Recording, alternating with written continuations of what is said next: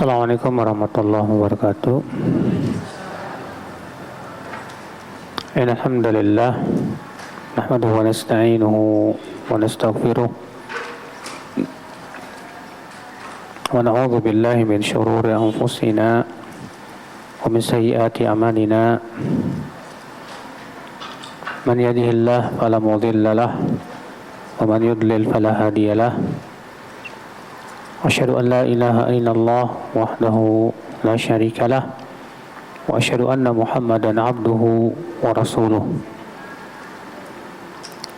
Qala Allah Ta'ala fi kitabihil karim, ya ayyuhalladzina amanu taqullaha haqqa tuqatih wa la tamutunna illa wa antum muslimun. Amma ba'd. Kita lanjutkan Ibu-ibu sekalian kajian Riyadhus Shalihinnya. Kita masuk ke bab yang baru, bab Al-Hathu 'alal ijtihadi minal khairi fi awakhiril umur. Bab anjuran untuk menambah kebaikan di akhir-akhir umur. Bab anjuran untuk menambah kebaikan di akhir umur. Kira-kira ibu akhir umurnya berapa, Bu?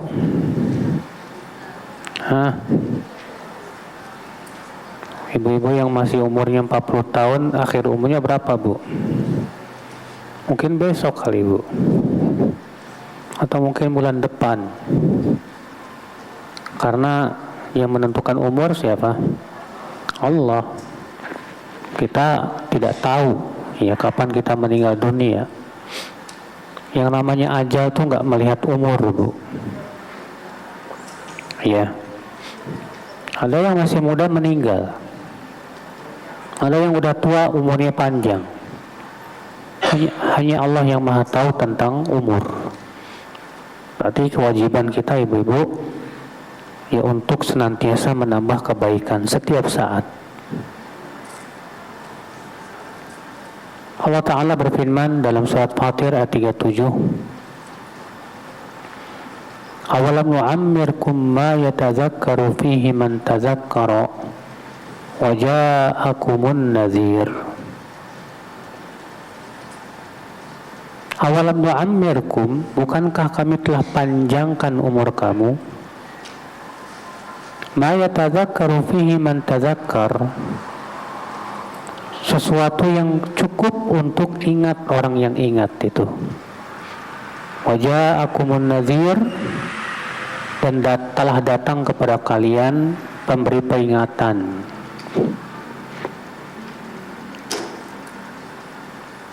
Ibnu Abbas ya mengatakan, bukankah kami panjangkan umurmu sampai 60 tahun?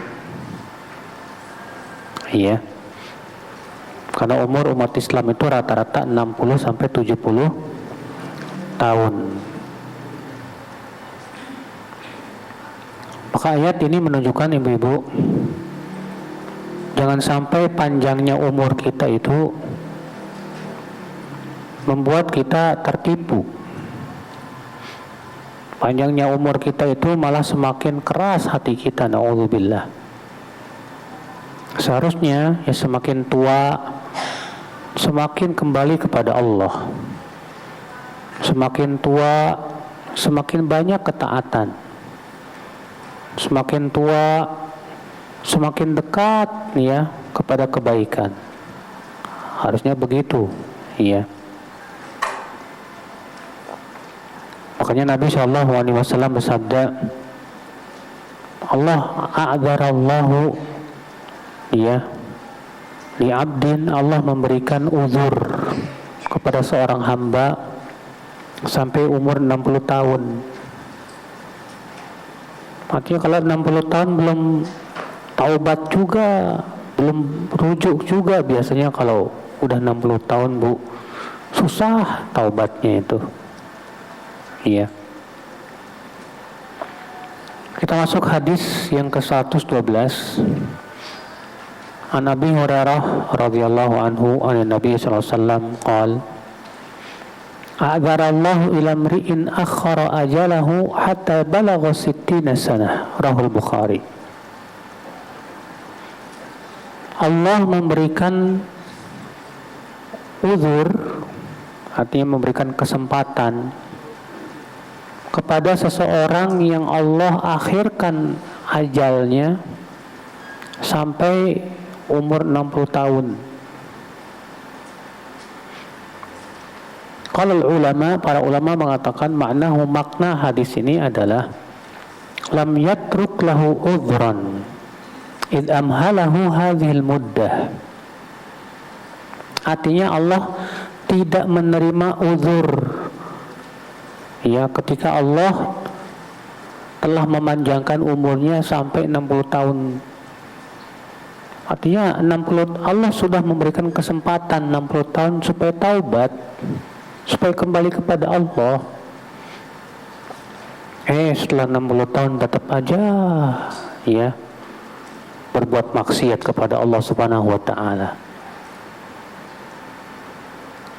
Hadis ini kita ambil faidah, Ibu. Faidah yang pertama, si'atu rahmatillahi bi ibadihi, haitsu yuthilu a'marahum liyatamakkanu min at-taubatin nasuh.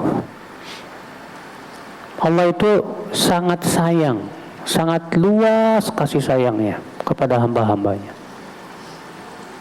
di mana Allah memanjangkan umur supaya si hamba ini mau taubat, mau kembali kepada Allah. Masih dikasih kesempatan tuh sama Allah Subhanahu wa taala, Ibu.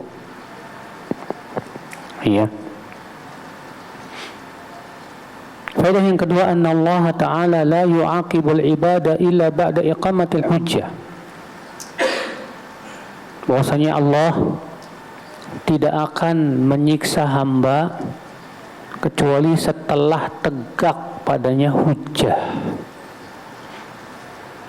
sudah sampai kepadanya keterangan. Iya. Makanya Allah dalam ayat tadi mengatakan begitu, wa ja'akumun nadhir, dan telah datang kepada kamu pemberi peringatan. Itu udah datang pemberi peringatan, udah diingetin, tetap aja ya nggak mau taubat, nggak mau rujuk. Maka Allah tidak memberikan lagi uzur kepada dia, ibu-ibu sekalian. Faedah selanjutnya, ibu-ibu, yang ketiga, man balagha sittin la hujjata lahu fi adami taubah fil ma'asi. Suara apa itu? Orang yang telah sampai umurnya 60 tahun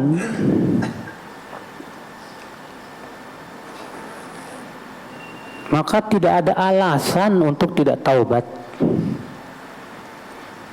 Ya, orang yang sudah sampai umurnya 60 tahun, ya, tidak ada alasan untuk tidak bertaubat. Bukan berarti ya ini khusus buat orang-orang yang sudah sampai 60 tahun. Semua kita wajib taubat, semua kita. Karena kita tidak tahu yang namanya ajal itu kapan datangnya, hanya Allah yang Maha tahu. Allah berfirman, ya ayyuhalladzina amanu tubu ilallahi taubatan nasuha. Hai orang-orang yang beriman, taubatlah kalian kepada Allah dengan taubat yang nasuha. Iya. Hadis berikutnya, ibu-ibu, An Ibni Abbas radhiyallahu anhuma qala kana Umar radhiyallahu anhu yudkhiluni ma'a asyakhi Badr wa kana ba'dahum wajada fi nafsihi faqala lima yadkhulu hadha ma'ana wa lana abna'un mithluhu faqala Umar innahu min haitsu 'alimtum fada'ani dhata yawmin fa'adkhalani ma'ahum فما رأيت أنه دعاني يومئذ إلا ليريهم قال ما تقولون في قول الله تعالى إذا جاء نصر الله والفتح فقال بعضهم أمرنا نحمد الله wa nastaghfiruhu idza nasarna wa fataha alaina. Wa sakata ba'dhum falam yaqul syai'an. Faqala li akadzalika taqulu ya Ibn Abbas. Faqultu la. Qala fama taqul? Qultu huwa ajalu Rasulullah SAW. A'lamahu lahu. Qal idza jaa nasrullahi wal fath wa dhalika alamatu ajalik. Fasabbih bihamdi rabbika wastaghfirhu innahu kana tawwaba. Faqala Umar ma a'lamu minha illa ma taqul. Rawahul Bukhari.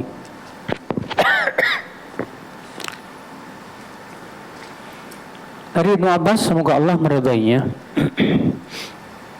adalah Umar memasukkan aku bersama Asyikh Badr, para sahabat yang ikut perang Badar. Ya. Ini saat Umar menjadi khalifah, tentunya mereka sudah pada tua, Bu. Seakan-akan sebagian mereka tidak suka kalau aku diikut sertakan. Karena orang-orang yang ikut perang Badar ini ya, mereka ini dewan syuranya Umar. Umar tuh suka bermusyawarah dengan mereka gitu. Nah, rupanya Ibnu Abbas dimasukkanlah ke dewan syuro. Sementara Ibnu Abbas masih muda banget gitu loh. Rupanya sebagian mereka ada yang merasa nggak suka. Kemudian dia berkata, kenapa kok anak muda kayak gini kok dimasukkan? Kita juga punya anak muda seumuran dia kok. Maka Umar berkata, ya sebagaimana kalian tahulah. Ya. Suatu hari Umar pun kemudian memanggilku dan memasukkan aku bersama mereka. Dan aku ya melihat sepertinya beliau memanggilku agar memperlihatkan kepada mereka kelebihanku. Kata Umar kepada mereka, menurut pendapat kalian, apa makna firman Allah, idza jaa nasrullahi wal fath? Apabila datang pertolongan Allah dan kemenangan. Maka sebagian mereka berkata, maksud ayat itu kita diperintahkan untuk memuji Allah, memohon ampunannya kalau kita menang, ya. Sementara sebagian yang lainnya diam, tidak mengucapkan apa-apa. Lalu Umar berkata kepadaku, apakah begitu pemahaman wahai Ibnu Abbas? Aku berkata, tidak begitu. Lantas apa yang kamu pahami dari ayat itu, hai Ibnu Abbas? Kata Umar. Maksudnya ayat itu, kata Ibnu Abbas, itu menunjukkan ajalnya Rasulullah. Allah memberitahu dalam firman-Nya, idza jaa nasrullahi wal fath, apabila telah datang kemenangan dari Allah dan pertolongannya, wa ra'aitan nasa yadkhuluna fi dinillahi afwaja, dan kamu melihat manusia berbondong-bondong masuk ke dalam agama Allah, maka itu tanda ajal kamu. Fasabbih bihamdi rabbika wastaghfiru innahu kana tawwaba. Maka bertasbihlah dengan memuji Rabbmu dan mohonlah ampunan kepadanya, sesungguhnya Dia Maha Pemberi taubat. Ya. Maka Umar berkata, aku tidak mengetahui dari ayat ini kecuali yang sesuai dengan yang kamu pahami, hai Ibnu Abbas. Dikutip Imam Bukhari dalam sahihnya. Hadis ini ibu-ibu ya menggambarkan akan kehebatan Ibnu Abbas dan pemahamannya ya. Dan itu tidak aneh ya. Kenapa? Karena Nabi SAW ibu-ibu mendoakan Ibnu Abbas supaya diajarkan apa? Takwil. Apa takwil? Tafsir.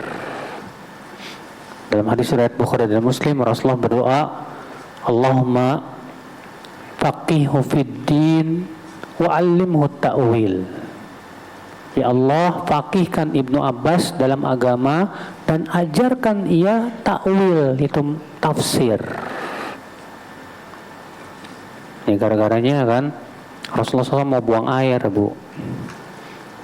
Lalu kemudian Ibnu Abbas segera mengambil ember, diisinya air. Kemudian datanglah Ibnu Abbas membawa ember yang berisi air itu. Kemudian diletakkannya dekat Rasulullah SAW. Kemudian Rasulullah bertanya, siapa ini yang meletakkan air ini? Rupanya Ibnu Abbas.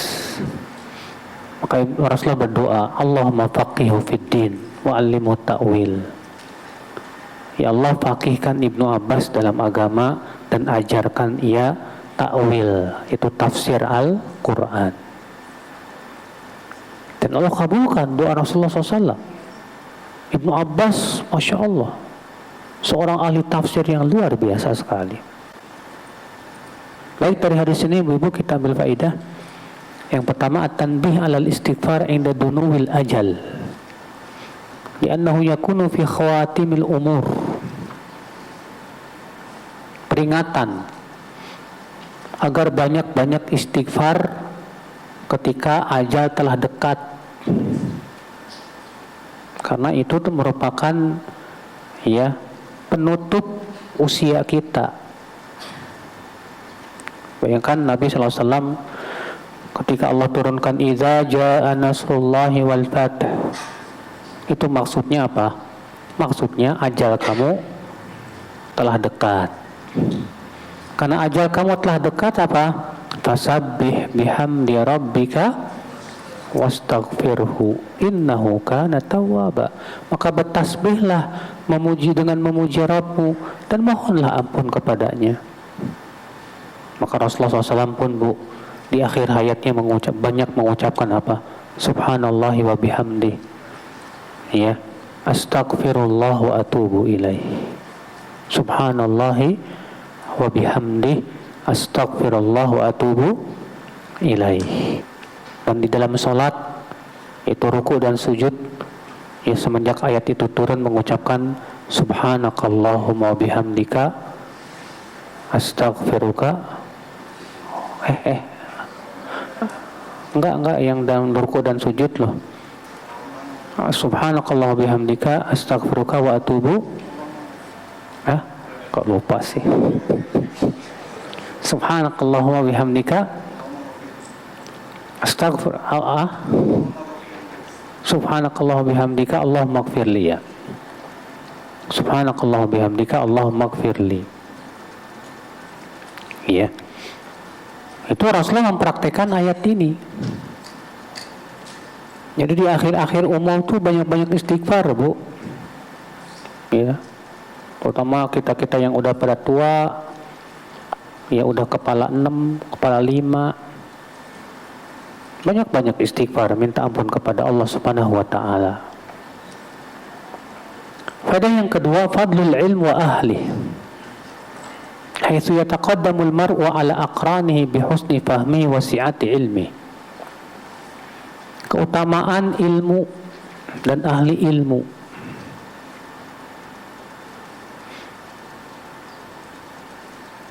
Di mana gara-gara ilmu seseorang itu bisa lebih hebat atau lebih didahulukan, ya, dari yang lainnya, karena pemahaman dan luasnya keilmuan. Ibnu Abbas masih muda, Bu, dan yang seumur dengan Ibnu Abbas banyak.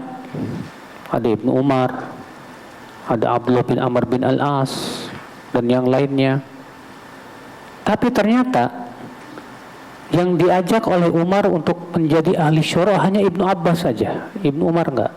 Abdullah bin Amr bin As juga enggak. Kenapa? Karena Masya Allah, Ibnu Abbas ilmunya luar biasa sekali. Sampai-sampai Abdullah bin Mas'ud, ya, berkata apa? Lau kana Ibnu Abbas fi asnanina ma'asyarahu ahadun minna. Kalaulah Ibnu Abbas itu seumur dengan kita, tidak akan ada yang bisa menandingi ilmu dia.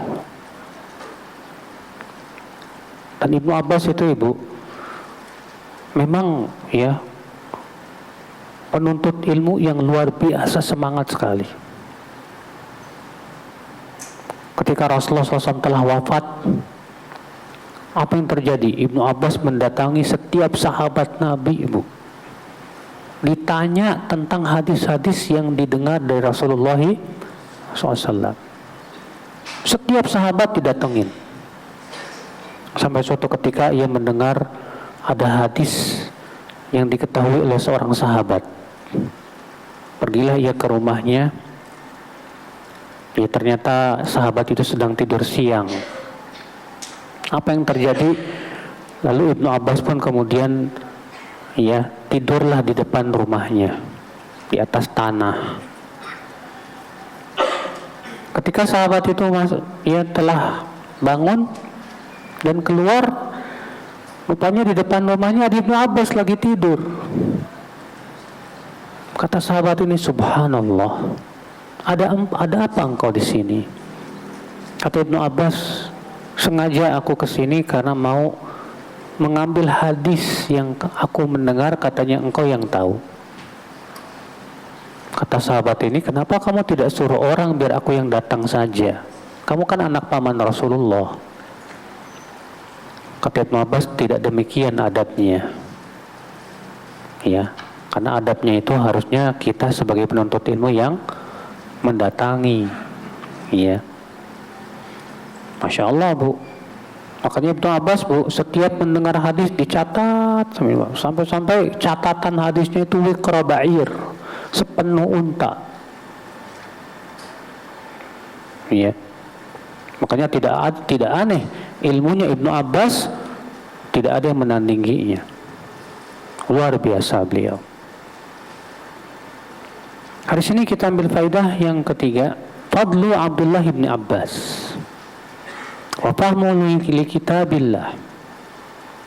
Hadis ini menunjukkan keutamaan dan keistimewaan Abdullah bin Abbas dan bagaimana pemahaman beliau yang sangat dalam terhadap kitabullah. Makanya ya, ibu-ibu, Abdullah bin Abbas itu diberikan gelar apa, Bu? Tahu nggak? Ibnu Abbas itu diberikan gelar oleh para sahabat Turjumanul Quran. Ya, para ulama ya, penerjemah Al-Quran. Saking hebatnya ilmu beliau itu. Pada selanjutnya, jawazu tahadduthil mar'i bi ni'matillahi alaih.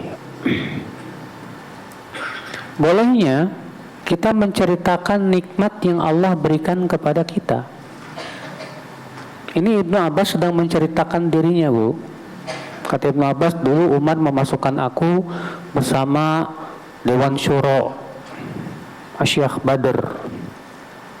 Sampai akhir cerita yang telah kita bacakan tadi. Ini Ibnu Abbas sedang cerita tentang dirinya. Maka kalau kita menceritakan tentang kelebihan yang Allah berikan kepada kita, boleh nggak, Bu? Boleh. Dengan syarat, tapi apa syaratnya? Bukan dalam rangka sombong dan ujub. Bukan dalam rangka berbangga-bangga diri.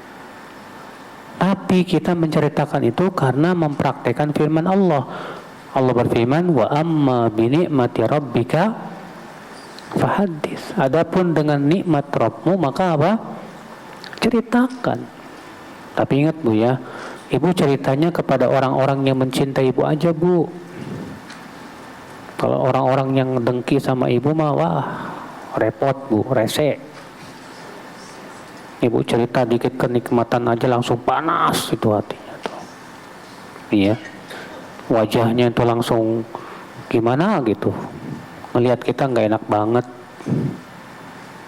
Iya. Terus kita ceritanya kemana? Ya ke teman-teman yang mencintai kita. Alhamdulillah teman-teman, Allah berikan kepada saya nikmat. Alhamdulillah. Nikmat apa? Allah ya berikan kepada saya kemudahan untuk menghafal Al-Baqarah.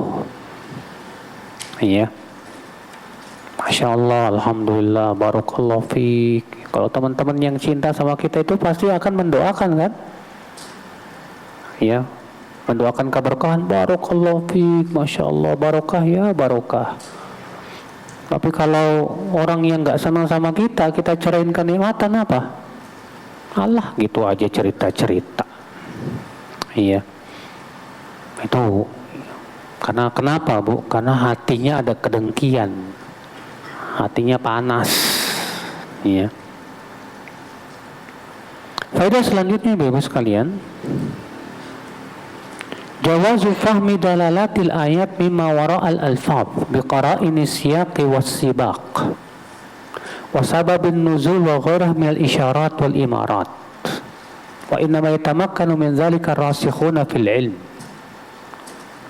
Bolehnya memahami ayat dengan melihat indikasi-indikasinya berdasarkan kepada apa?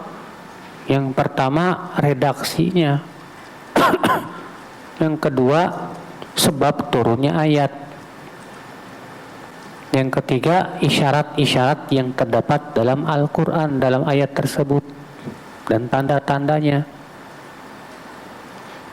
Dan ini hanya mampu melakukannya orang-orang yang kokoh ilmunya saja. Lihat ibu-ibu ya, para ulama sahabat ketika ditanya oleh Umar bin Khattab, apa menurut kalian, pendapat kalian tentang ayat ini? Idza jaa nasrullahi wal fath, apabila telah datang pertolongan Allah dan kemenangan. Ya. Rupanya kebanyakan mereka menjawab apa? Sesuai dengan makna ayat ya. Artinya kalau Allah sudah berikan kepada kita kemenangan, ya, maka pada waktu itu kewajiban kita memuji Allah. Itu artinya. Ternyata ibu-ibu Ibnu Abbas dan Umar tidak memahami demikian. Yang dipahami oleh Umar dan Ibnu Abbas apa? Ini tanda dekatnya ajal Rasulullah SAW. Iya. Dari mana Ibnu Abbas ibu memahami itu? Dari redaksi ayat. Apabila telah datang pertolongan Allah dan kemenangan, dan kamu lihat manusia masuk ke dalam agama Allah berbondong-bondong.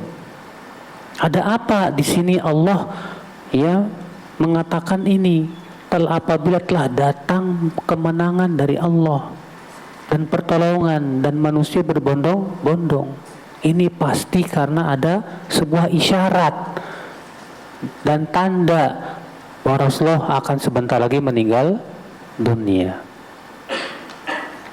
Iya. Seperti halnya Abu Bakar, Bu. Ketika Allah turunkan ayat ini, Bu, idza jaa nasrullahi wal fath wa ra'aitan nasa yadkhuluna fi dinillahi afwaja, maka Rasul pun naik ke mimbar. Kemudian Rasulullah bersabda, inna abdan qad khuyyira baina ma inda rabbih, sesungguhnya seorang hamba diberikan pilihan oleh Allah antara ia hidup terus di dunia atau memilih yang ada di sisi Allah.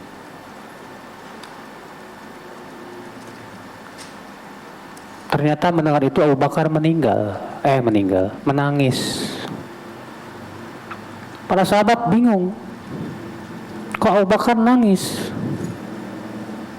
Rasulullah hanya mengatakan ada seorang hamba yang diberikan pilihan antara memilih apa yang ada di sisi Allah, ya, atau dunia. Itu aja kok nangis. Ketika ditanya kepada Abu Bakar, apa kata Abu Bakar? Itu artinya Rasulullah mau meninggal dunia. Iya. Abu Bakar paham itu, Pak. Karena Abu Bakar termasuk orang-orang yang rasikh, kokoh keilmuannya, dalam keilmuan dan pemahamannya. Iya. Faedah selanjutnya Ibu, jawazu idkhalis sighar 'alal kibar idza kana fi dzalika manfa'ah. Bolehnya anak yang masih muda digabungkan kepada yang tua-tua bila memang ada manfaatnya dan si anak muda ini punya kelebihan.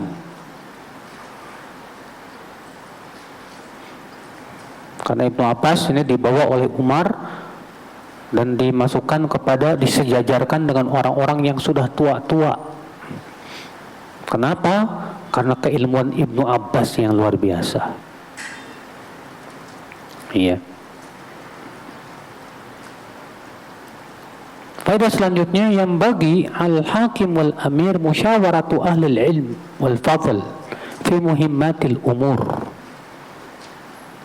Selayaknya seorang pemimpin selayaknya seorang pemimpin untuk bermusyawarah dengan para alim ulama dalam menyelesaikan berbagai macam perkara. Ya, seorang presiden, seorang pemimpin jangan pernah merasakan dirinya presiden nggak mau musyawarah, main ketok palu aja sendiri. Ya, Rasulullah nggak begitu. Rasulullah pemimpin. Pada Rasulullah jelas mendapatkan wahyu dari Allah, tapi Rasulullah tetap saja mengajak, musyawarah para sahabatnya, Bu. Abu Bakar juga dulu setelah Rasulullah wafat senantiasa bermusyawarah dengan para sahabat. Umar juga demikian, senantiasa bermusyawarah dengan para sahabat. Biasakan ini, musyawarah ini penting sekali. Bahkan kata Imam Al-Qurtubi bahwa musyawarah itu hukumnya wajib. Kenapa? Karena Allah memerintahkan, Allah berfirman wasyawirhum fil amr, dan ajaklah mereka bermusyawarah dalam menyelesaikan perkara-perkara. Dan musyawarah itu barokah. Ya, biasakan ada permasalahan apapun musyawarahkan. Di DKM misalnya, di masjid kadang kan ada DKM-nya. Kadang sebagian DKM tuh punya sifat otoriter, diktator. Gak ada istilah musyawarah, langsung ketok palu, langsung putuskan, langsung bersikap. Ini gak sesuai dengan perintah Allah. Tapi coba segala macam perkara, ada masalah apapun, mari panggil orang-orang yang punya keilmuan, orang-orang yang punya pengalaman, orang-orang yang sudah banyak makan garam. Ayo duduk bersama, kita musyawarahkan untuk mencari sebuah solusi yang tepat, yang terbaik. Akan enak kalau dimusyawarahkan itu semuanya. Yang ini pendapatnya ini, yang ini pendapatnya ini. Tentunya walaupun bagaimana musyawarah itu harus mencari kebenaran, dan berdasarkan dalil. Berdasarkan apa? Dalil. Jangan sampai ternyata hasil musyawarah malah berseberangan dengan dalil. Tentu ini sangat tidak baik. Hadis berikutnya, Ibu.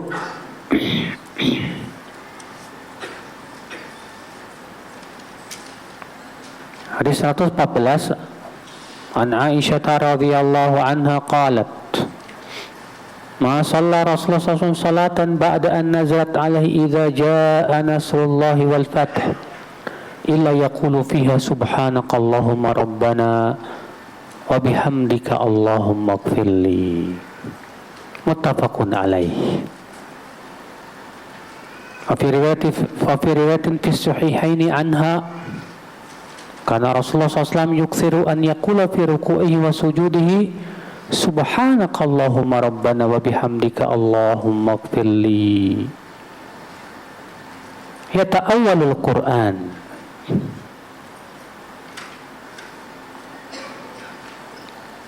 Fi riwayatin kana Rasul yukthiru an yaqula qabla an yamut subhanakallahumma bihamdika astaghfiruka wa atubu ilaik.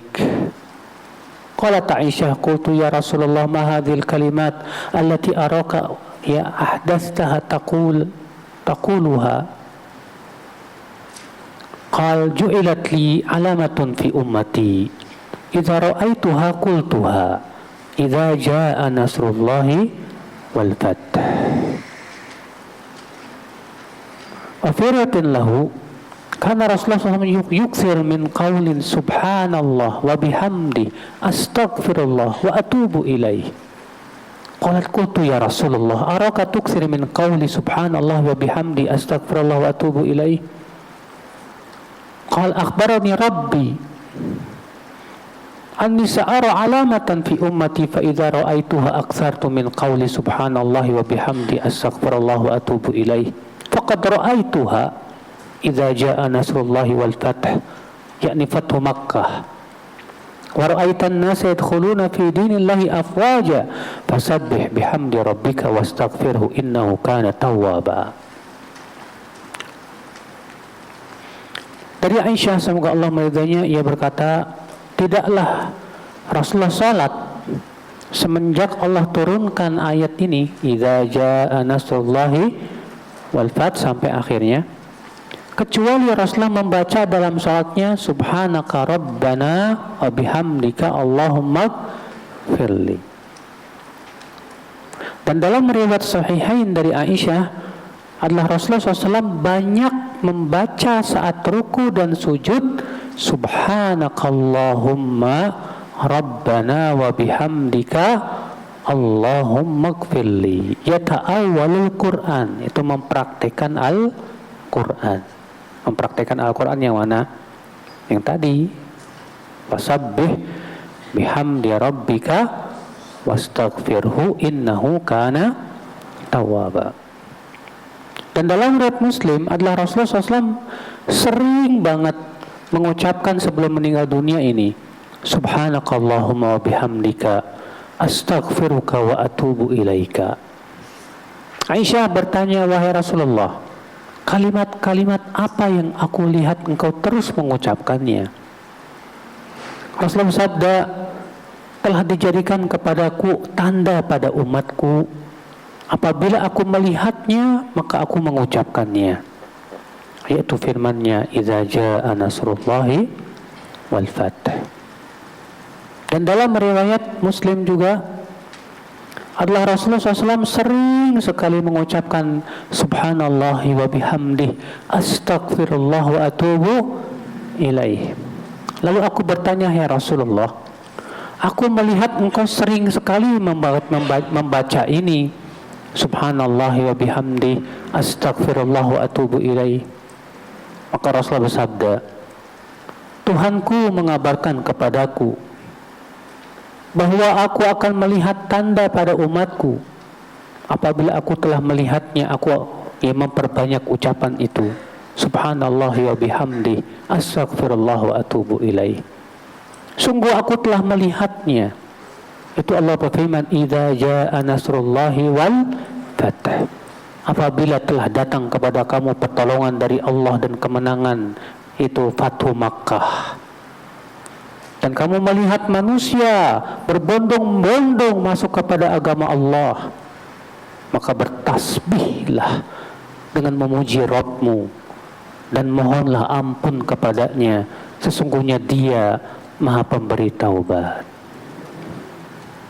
Rupanya ini sebabnya Rasulullah SAW sering mengucapkan itu, Bu. Subhanallahi wa bihamdih astaghfirullah wa atubu ilaih. Saat sholat di ruku dan sujud, subhanakallahumma wa bihamdika Allahumma gfirli. Ya. Ini. Baik, dari hadis ini Ibu kita ambil faedah.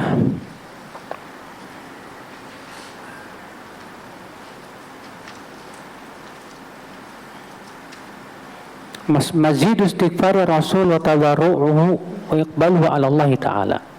Di akhir ayat Rasulullah semakin menambah banyak istighfar, banyak tabarru dan kembali kepada Allah. Ya, demikian harusnya di akhir hayat, Bu. Makanya kasihan ya, Bu ya, kalau ada orang sudah kakek-kakek, nenek-nenek, malah malas sholat, disuruh sholat malah nggak mau. Iya, ada kayak gitu, ada tuh, Bu. Iya, ini musibah besar itu. Di akhir hayat malah kena futur. Itu yang kita khawatirkan, Bu. Karena kan yang dilihat oleh Allah itu adalah akhir hayat masalahnya. Kata para ulama, al-ibratu bil khawatim. Yang dilihat itu penutupannya, akhir hayatnya. Sekarang kita Masya Allah, Alhamdulillah, masih semangat menuntut ilmu, masih semangat beramal soleh. Kita nggak tahu di akhir hayat kita gimana. Terus gimana dong caranya supaya di akhir hayat itu kita tetap istiqomah? Caranya, Bu, saat kita masih muda, sungguh-sungguhlah. Saat kita masih muda, ya, biasakan amal soleh, biasakan amal soleh. Saat kita masih muda, tinggalkan maksiat. Insya Allah dengan cara itu Allah jaga kita sampai mati kita, Bu. Tapi kalau kita masih muda, lalu kita berhura-hura, berbuat maksiat, yang kita khawatirkan itu, Bu, maksiat yang kita lakukan itu menghinakan kita saat di akhir hayat kita. Gara-gara maksiat yang kita ngeyel dan terus-menerus kita lakukan, akhirnya membuat kita di akhir hayat dijauhkan oleh Allah dari kebaikan, Ibu-ibu sekalian. Itu ya, mengerikan. Makanya kalau kita melihat ada orang di akhir hayatnya kok malah semakin semangat kepada kebaikan, semakin banyak ketaatannya, ya Allah, kita ngiri tuh, Bu, ngiri sama orang kayak gitu tuh. Iya. Faedah yang kedua, mazidu syukri lillahi ta'ala inda husulin ni'am. Hendaklah rasa syukur kita kepada Allah semakin bertambah saat diberi nikmat. Dikasih nikmat, maka pada waktu itu semakin kita bertambah taat, semakin alhamdulillah ibu duitnya banyak. Harusnya kan diseimbangkan juga, amal solehnya semakin banyak. Nah ini kita seringnya kebalikan, Ibu. Nikmat semakin banyak, maksiat pun semakin banyak, taatnya semakin sedikit. Waduh, ngeri nih, Bu.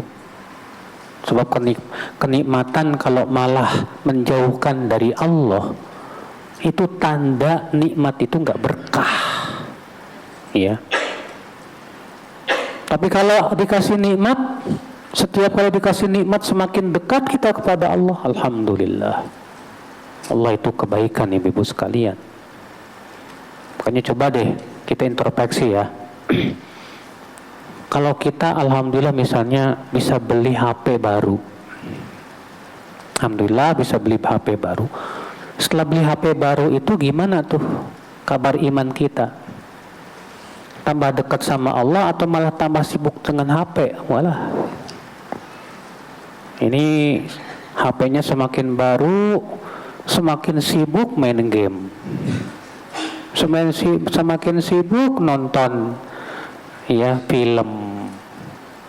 Tahajudnya udah, tadinya udah dari jam 3:30 sampai subuh, sekarang cuma 15 menit, tinggal witir doang. Gimana coba ibu? Harusnya kan semakin banyak nikmat semakin bertambah itu ketaatan tuh, semakin bertambah zikir kita, semakin bertambah baca Quran kita. Tapi kenyataannya ya begitu, semakin banyak duitnya semakin jauh dari Allah. Waduh, mengerikan sekali. Na'udzubillah, nasallallahu salamata wal afiyah. Faedah selanjutnya Ibu, wuku ma basyarallahu bi rasulahu sallallahu alaihi wasallam li anna wa'dahu sidqun.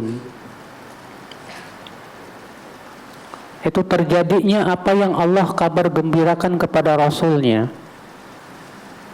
karena janji Allah itu pasti benar.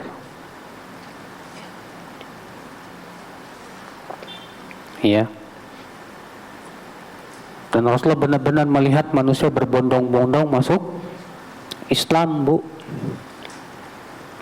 Allah pun menangkan Islam ini, yang kemudian tak lama kemudian Rasulullah SAW wafat, meninggal dunia, kembali kepada Allah Subhanahu wa Ta'ala setelah diberikan oleh Allah kemenangan.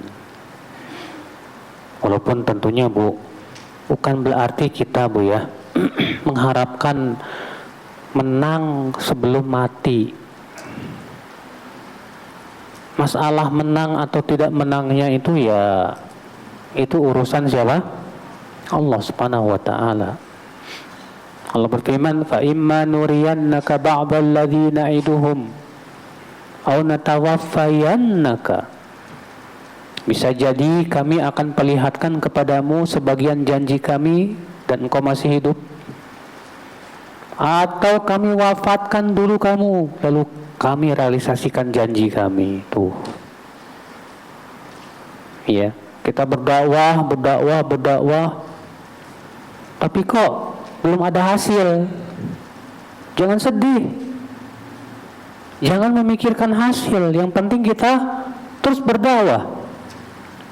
Barangkali, ya, setelah kita meninggal dunia baru dakwah itu apa? Tersebar karena kebarokahnya dakwah kita. Ya. Nah, inilah Ibu-ibu sekalian.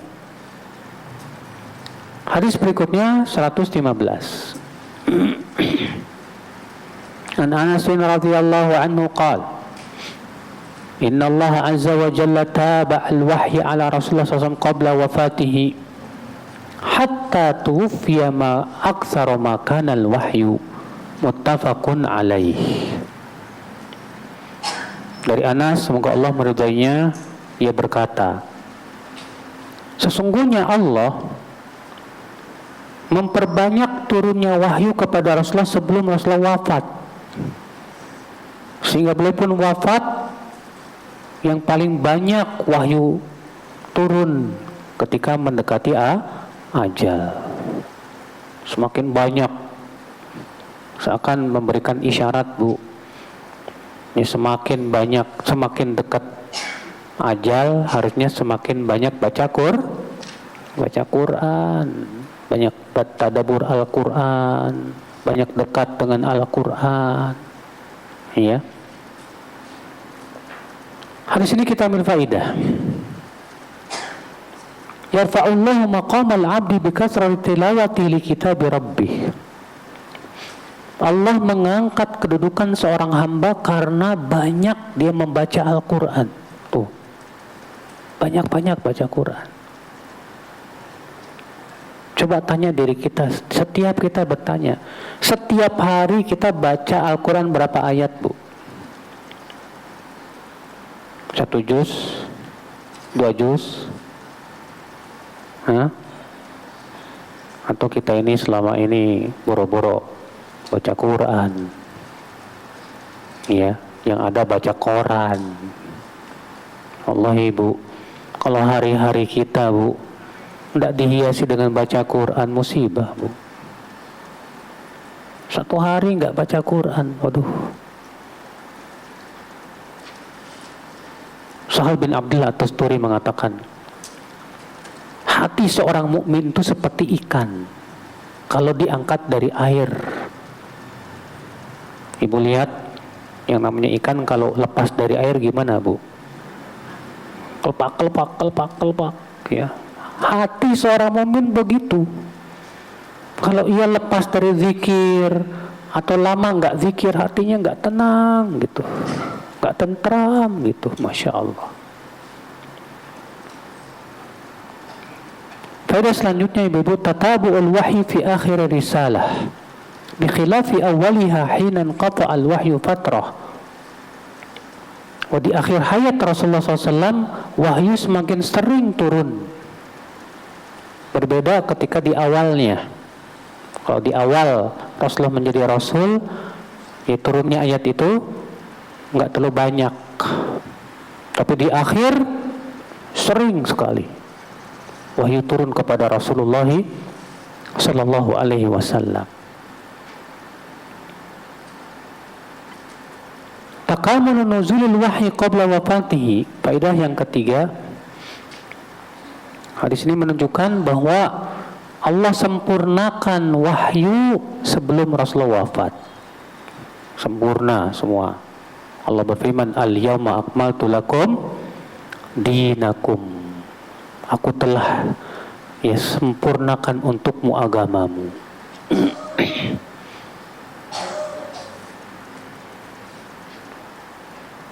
Dan ini merupakan nikmat, Ibu. Ketika agama itu sempurna, kita nggak butuh lagi kepada apapun. Makanya ada orang Yahudi datang kepada Umar bin Khattab. Apa kata orang Yahudi? Ya Amirul Mukminin, ayah fi kitabikum law nazalat alaina ma'syaral yahud latakhadnaha ida. Wahai Amirul Mukminin, ada satu ayat dalam kitab suci kalian itu. Kalaulah ayat itu turun kepada kami orang Yahudi, kami akan jadikan sebagai hari raya. Apa kata Umar? Ayu ayat? Ayat yang mana? Apa jawab si Yahudi, Ibu? Kata orang Yahudi ini, yaitu al-yawma akmaltu lakum dinakum. Pada hari ini aku sempurnakan untukmu apa? Agamamu. Orang Yahudi aja ketika membaca ayat ini, dia berkata apa? Kalau ini ayat turun kepada kami orang Yahudi, kami akan merayakan. Kenapa? Karena agung banget kesempurnaan agama itu, Masya Allah. Karena agama kita sudah sempurna, berarti udah cukup dong. Udah cukup. Kita nggak butuh apa-apa lagi, udah. Iya. Maka kewajiban kita terus mengkaji dan mempelajari tentunya, dan jangan berbuat bid'ah dalam agama. Kenapa? Agama kita sudah sempurna, udah cukup. Iya. Hadis yang terakhir, ibu-ibu sekalian, dari bab ini, An Jabir radhiyallahu anhu qala Rasulullah sallallahu alaihi wasallam, yub'atsu kullu 'abdin 'ala ma mata 'alaihi, rawahu Muslim.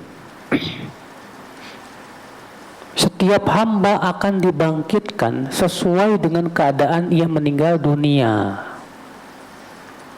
Setiap hamba akan dibangkitkan sesuai dengan keadaan ia meninggal apa? Dunia. Berarti kalau dia meninggalnya dalam keadaan sedang haji, maka dibangkitkan dalam keadaan talbiyah. Orang yang meninggalnya mati syahid di medan perang, dibangkitkan dengan darah-darahnya, Pak. Warnanya warna darah, tapi wanginya wangi minyak kasturi. Orang yang mati dalam keadaan dipenggal, dibangkitkan dalam keadaan ia memegang kepalanya, Bu, dan memegang orang yang memenggalnya. Iya. Gimana kalau misalnya kita mati dalam keadaan maksiat? Waduh, mengerikan. Pada itulah ibu-ibu sekalian ya, kita ingin ya mati kita itu dalam keadaan husnul khatimah. Syekh Utsaimin mengatakan ya, seseorang itu mati sesuai dengan kebiasaannya. Kalau kebiasaannya dia di atas ketaatan, insya Allah dia matinya di atas ketaatan. Kalau kebiasaannya dia suka nyanyi gitu, ya, biasanya pas matinya nyanyi, bukan mengucapkan la ilaha illallah. Ada kisah-kisah orang yang seperti itu, disuruh mengucapkan la ilaha illallah nggak mau, malah nyanyi dangdut. Ya, subhanallah. Nah, ini ibu-ibu sekalian, makanya coba setiap kita, Bu, saya, antum sama aja. Kita berusaha dari sekarang biasakan deh, biasakan. Biasakan dengan berbagai macam amalan soleh yang mampu kita lakukan. Mampunya baca Quran setiap hari 1 juz, lakukan. Ibu yang punya kemampuan untuk menjaga puasa sunnah Senin Kemis, lakukan. Ibu yang punya kemampuan tahajud, lakukan. Jaga baik-baik. Kita kan berharap mudah-mudahan kita wafatnya di atas kebiasaan tersebut, ya. Bapak-bapak yang senantiasa pergi ke masjid berjamaah, jaga baik-baik itu. Jadikan kebiasaan hidup. Ya. Baik, kita ambil dari hadis ini faidah. Hasul insan ala husnil amal liyakuna anisuhu yawmal mahsyar li'annahu yub'atsu ala ma mata alaih. Seorang insan dianjurkan untuk memperbagus amal supaya nanti menjadi temannya kelak pada hari kiamat. Karena setiap orang akan dibangkitkan sesuai dengan di atas apa ia meninggal dunia. Maka setiap kita ibu-ibu, mari memperbaiki amal. Perbaiki amal kita. Iya, walaupun cuma dikit, gak apa-apa, yang penting rutin deh. Daripada banyak-banyak tapi gak dirutinin, percuma. Iya.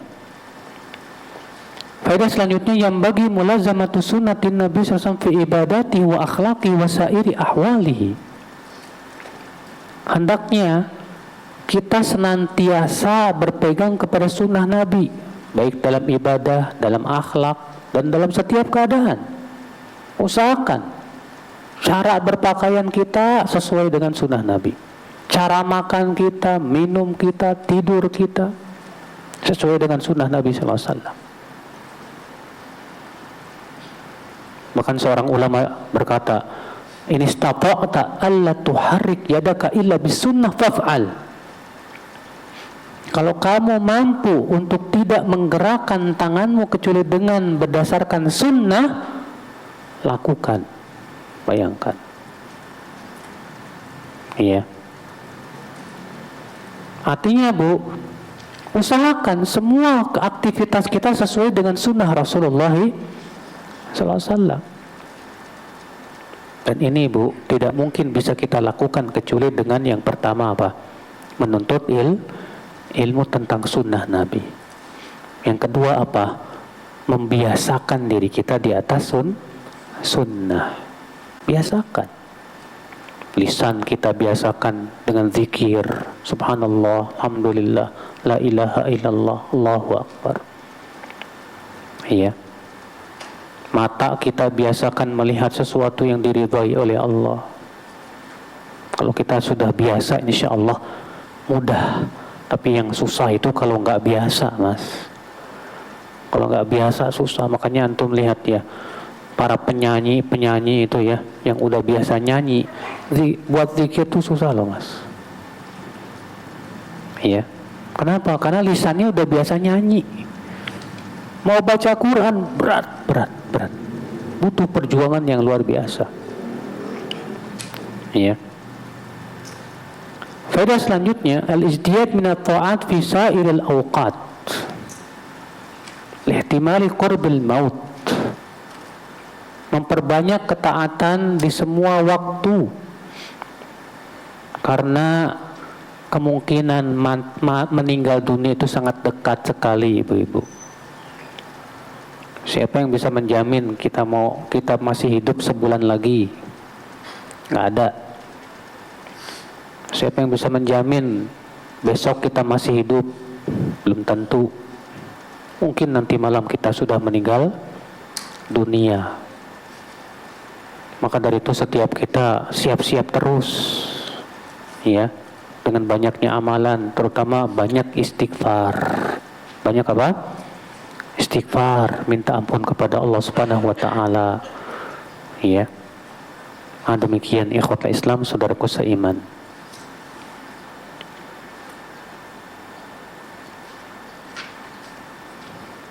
Udah selesai babnya, kita masuk ke bab yang baru. Atau kita tanya jawab? Hah? Tanya jawab apa mau lanjut? Lanjut? Baik. Bab bayan kasrati turuqil khair. Bab penjelasan banyaknya jalan-jalan kebaikan. Alhamdulillah ibu-ibu, bapak, di antara rahmat Allah ya. Ternyata kebaikan itu banyak bentuknya dan macamnya. Ketaatan itu banyak, alhamdulillah. Karena Allah kan maha tahu ya, yang namanya manusia tidak semuanya mampu melaksanakan semua apa? Ketaatan. Iya. Maka dari itu setiap kita coba kebaikan-kebaikan yang banyak ini, ya, kita usahakan lakukanlah sesuai kemampuan kita. Kemudian pilih yang bisa kita jadikan andalan dalam hidup kita, Bu. Makanya kan ibu-ibu, Bilal bin Rabah pernah ditanya sama Rasulullah, ya Bilal, akhbirni bi arja amalin amiltahu fil Islam. Hai Bilal, kabarkan kepadaku amalan yang paling kamu harapkan. Amalan yang paling kamu harapkan dalam Islam. Apa kata Bilal, Bu?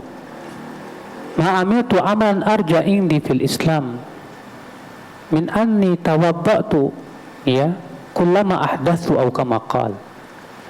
Tidak ada amal yang paling aku harapkan dalam Islam kecuali aku, ya Rasulullah, setiap kali berhadas aku berwudu, kemudian aku sholat sesuai dengan yang Allah tuliskan kepadaku. Wah, ini rupanya, Bu, amalan yang paling diharapkan oleh siapa? Bilal. Istilahnya amalan yang berharap Bilal ini jadi andalan gitu loh. Iya. Memang kebaikan banyak, betul. Tapi harus ada amal yang sangat kita andalkan, Bu. Kan amal banyak, ada sholat tahajud, ada sholat sunnah, ya, sholat wajib itu pasti harus, puasa sunnah, zikir. Nah, dari banyaknya amal itu, mana yang paling kita betul-betul jaga gitu, yang bisa kita andalkan dalam kehidupan kita? Harus ada, kalau nggak ada payah. Ya. Allah Ta'ala berfirman, wa ma taf'alu min khairin fa innallaha bihi alim. Dan surat Al-Baqarah ayat 215. Dan tidaklah kalian melakukan, dan apa-apa yang kalian melakukan dari kebaikan, maka sesungguhnya Allah mengetahuinya. Karena Allah tahu kamu berbuat kebaikan, maka Allah pasti memberikan balasan yang besar kepadanya. Padahal Allah tidak butuh kepada kebaikan kita. Ya. Allah juga berfirman, wa ma taf'alu min khairi ya'lamuhu Allah. Apa-apa yang kalian lakukan dari kebaikan, Allah mengetahuinya. Allah juga berfirman, faman ya'mal mithqala dzarratin khairan yarah wa man ya'mal mithqala dzarratin syarran yarah. Siapa yang mengamalkan amal kebaikan sebesar biji sawi, dia akan melihat balasannya. Dan siapa yang mengamalkan amalan keburukan sebesar biji sawi, maka ia pun akan melihat apa? Balasannya. Iya. Amalan soleh sebesar biji sawi apa ya, Bu ya? Emang ada? Iya, maksudnya yang kita pandang remeh gitu, Bu. Kecil. Ada tidak amalan-amalan yang banyak orang menganggap ini amal kecil? Ada, Pak. Contohnya apa? Senyum. Ibu-ibu senyum sama teman, banyak kita remehkan. ketemu sama teman senyum, gimana kabar sambil senyum gitu kan. Itu amalan yang remeh itu. Tapi jangan dikira ya bahwa amalan yang kita anggap remeh ini enggak dikasih pahala oleh Allah. Rasulullah mengatakan atabasum fi wajhi akhika sadaqah. Apa kata Rasulullah SAW kepada seorang sahabat, Bu, namanya Abu Jurai. Ya, Abu Jurai minta dinasihati dan diberikan wasiat. Kata Rasulullah SAW, la tahqiranna minal ma'rufi syai'an. Jangan kamu menganggap remeh kebaikan sekecil apapun. Walau antalqa akhaka wa wajhuka ilahi mumbasit. Walaupun kamu dengan cara bertemu dengan temanmu dalam keadaan wajahmu itu berseri-seri. Bayangkan, ketemu teman dengan wajah berseri itu kebaikan, sedekah itu. Ya, jangan dianggap remeh loh. Walaupun hanya bersedekah dengan setengah kurma. Siapa di antara ibu-ibu yang pernah bersedekah dengan setengah kurma? Kira-kira ada nggak yang mau nerima ya? Kalau ada yang minta-minta gitu, ibu kasih setengah kurma. Maaf Pak, adanya ini. Paling dibuang sama dia, Bu. Ya. Tapi kata Nabi apa? Ittaqun nar walau bisyikki tamrah. Pelihara diri kalian dari api neraka walaupun dengan sedekah setengah kurma. Subhanallah. Kemudian Imam Nawawi membawakan firman Allah lagi, man amila salihan fali nafsih. Siapa yang beramal saleh, maka amal saleh itu untuk kebaikan dirinya sendiri.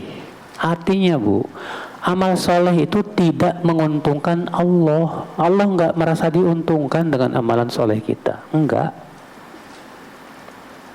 Yang untung siapa? Ya kita. Ya, kita sholat, kita zakat, kita puasa, kita haji, kita umroh. Buat siapa? Buat Allah. Allah enggak untung dengan itu, enggak. Allah enggak butuh, enggak. Semua itu untuk kita, buat kita. Makanya sadari itu, Bu, bahwa sholat itu sebetulnya untuk diri kita. Berarti jadikanlah sholat sebagai kebutuhan. Sekarang kita kan ya menganggap yang namanya kebutuhan tuh makan, sandang, pangan, papan. Sementara sholat nggak dianggap sebagai sebuah kebutuhan, amal soleh nggak dianggap sebagai sebuah kebutuhan. Harusnya itu kebutuhan yang lebih butuh itu. Kita ini lebih butuh kepada sholat daripada kepada makan dan minum loh. Kita lebih membutuhkan ilmu daripada kepada harta loh. Ya, jadikan itu kebutuhan dalam hidup kita, saudaraku seiman. Rahimani wa rahimakumullahu jami'an. Baik, kita masuk hadis berikutnya 117. An Abi Dzar Jundub bin Junadah radhiyallahu anhu qala qultu ya Rasulullah ayyul a'mali afdal? Qala al-imanu billahi wal jihadu fi sabilih. Qultu ayyur riqabi afdal? Qala anfasuha inda ahliha wa aktsaruha thamana. Qultu fa illam af'al. Qala tu'inu sani'an aw tasna'u li akhraq. Qultu ya Rasulullah ara'aita in da'uftu an ba'dil amal? Ya. Qala takufu syarraka 'anin nas fa inna sadaqatun minka 'ala nafsika muttafaqun 'alaihi. Dari Abu Dzar Jundub bin Junadah, semoga Allah meridhoinya, ia berkata, aku bertanya kepada Rasulullah, amal apa yang paling utama ya Rasulullah? Masya Allah ya pertanyaannya ya. Yang ditanya oleh Abu Dzar, amal apa yang paling utama? Ini penting banget loh. Pertanyaan kayak ginian ini penting untuk kita pertanyakan. Kira-kira amal apa sih yang paling utama gitu loh. Apa kata Rasulullah? Itu iman kepada Allah dan jihad di jalannya. Lalu aku bertanya, budak mana yang paling utama untuk dimerdekakan? Hamba sahaya yang paling besar pahalanya untuk dimerdekakan yang kayak gimana? Kata Rasulullah, yaitu yang paling berharga di sisi majikannya dan yang paling mahal harganya. Iya. Berarti semakin mahal, semakin berharga, semakin besar pahalanya. Lalu aku bertanya lagi, jika aku tidak bisa lakukan itu, kata Rasulullah, apa Bu? Kamu bantu orang yang sani'an. Bantu orang-orang yang sani'. Artinya zabaya'in min faqrin aw iyal. Orang-orang yang susah, yang butuh, yang punya kebutuhan. Aw tasna'u li akhraq. Atau kamu berbuat untuk akhraq. Akhraq itu siapa, Bu? Itu orang yang tidak mampu untuk bekerja. Ya. Artinya kamu bantu orang yang susah itu, atau kamu bekerja untuk orang yang tidak bisa bekerja. Aku bertanya lagi, hai Rasulullah, bagaimana pendapatmu kalau aku lemah dari melakukan sebagian amal? Kata Rasulullah, cegah keburukanmu dari manusia, karena itu sedekah dari kamu untuk dirimu. Artinya kita tidak melakukan keburukan kepada orang lain, itu sebagai bentuk sedekah untuk diri kita sendiri. Muttafaqun alaih. Lihatlah ibu-ibu, Abu Dzar bertanya tentang apa sih Rasulullah amal yang paling utama. Ternyata jawaban Rasulullah apa? Iman kepada Allah. Tapi anehnya ya Bu ya, pertanyaan ini diwajukan oleh beberapa sahabat loh, bukan cuma Abu Dzar aja. Pertanyaan apa sih amal yang paling utama? Tapi anehnya jawaban Rasulullah berbeda-beda. Dalam hadis ini Abu Dzar bertanya, amal apa yang paling utama? Kata Rasulullah, iman kepada Allah. Dalam hadis Abu Hurairah, ya, Rasulullah ditanya, amal apa yang paling utama ya Rasulullah? As-salatu ala waqtiha. Salat di awal waktu. Iya. Dalam hadis yang lain Rasulullah SAW ditanya, jawabannya beda lagi. Gimana ini? Berarti amalan yang paling utama banyak dong. Iya, betul sekali. Amal yang paling utama itu apa? Banyak. Dan ini memberikan kepada kita Bu pemahaman ya, bahwa amal yang paling utama itu tidak bisa dimutlakan. Akan tetapi disesuaikan dengan apa? Disesuaikan dengan kondisi dan keadaan tiap orang. Kalau ada orang nih, otaknya encer, IQ-nya tinggi, mudah memahami ilmu, tapi badannya ya ceking kurus, maka orang seperti ini yang paling utama apa? Menuntut ilmu. Ada orang yang badannya kuat, hebat, tapi otaknya jongkok, ngapalin susah, memahami susah. Bisa jadi ibu, amal yang paling utama buat dia bukan menuntut ilmu, tapi amal yang paling utama buat dia apa? Berjihad di jalan Allah misalnya. Jadi keadaannya masing-masing beda-beda gitu loh. Makanya yang menurut yang paling utama buat anak belum tentu paling utama buat antum. keadaan orang masing-masing. Maka dari itu setiap kita harus paham tentang keadaan diri kita, apa yang paling utama buat saya. Iya.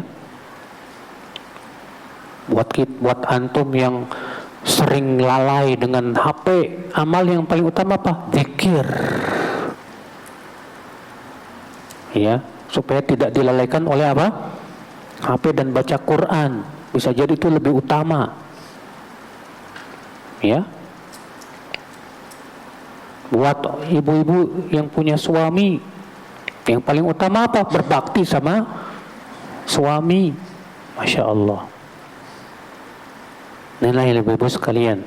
Makanya Ibnu Qayyim rahimahullah yang ketika membahas tentang amal yang paling utama dalam kitab Madarijus Salikin, beliau mengatakan apa? Manusia berbeda pendapat tentang amal apa yang paling utama. Sebagian ulama mengatakan amal yang paling utama adalah zuhud. Sebagian manusia mengatakan amal yang paling utama adalah zikir. Sebagian lagi mengatakan amal yang paling utama adalah yang paling berat buat hawa nafsu kita. Sebagian orang lagi mengatakan amal yang paling utama adalah amal yang paling bermanfaat untuk orang lain. Namun yang sahih kata beliau, amal yang paling utama itu sesuai dengan waktu dan kondisinya. Kalau sedang berkumandang azan, amal yang paling utama apa? Jawab azan. Kalau kedatangan tamu, amal yang paling utama apa? Sibuk melayani tamu, menghormati tamu. Ya. Kalau kita sedang mengajar sebagai guru, amal yang paling utama apa? Bersungguh-sungguh untuk apa? Mengajarkan ilmu. Kalau kita sedang di majelis taklim, amal yang paling utama apa, Bu? Bersungguh-sungguh mendengarkan ilmu dan mencatatnya. Ya.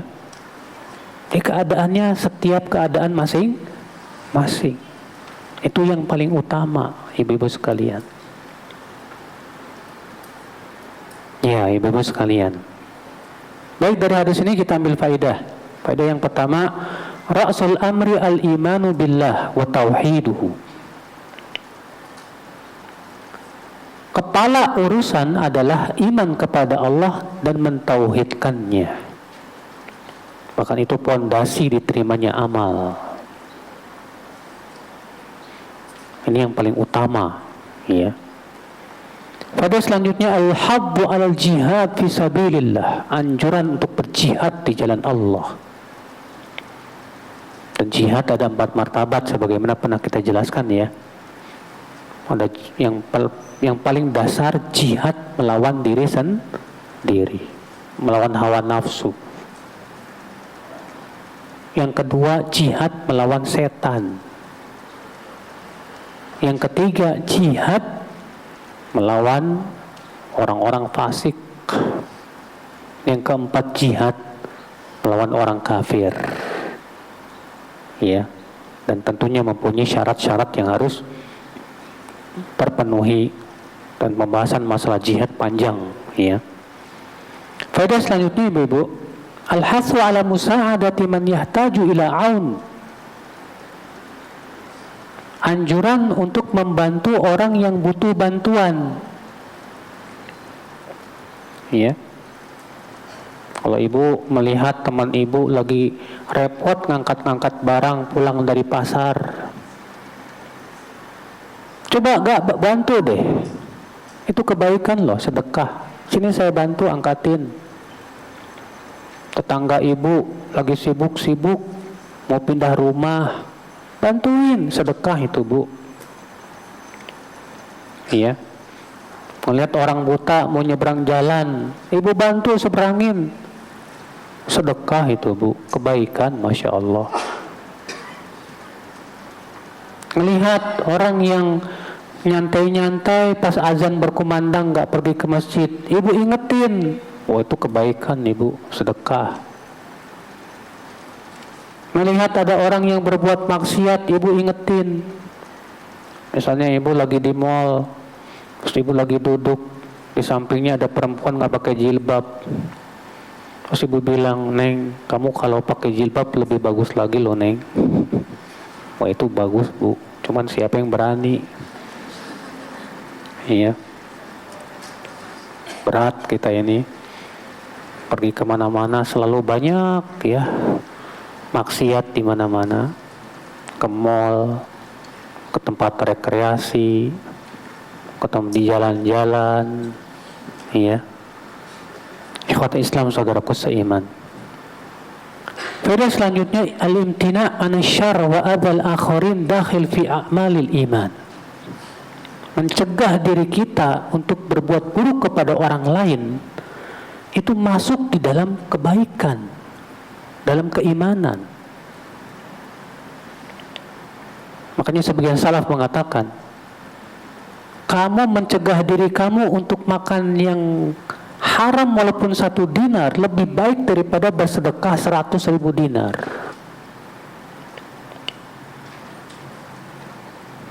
Kenapa? Karena meninggalkan yang haram hukumnya apa? Wajib. Sedangkan sedekah 100.000 hukumnya sunnah apa wajib? Sunnah.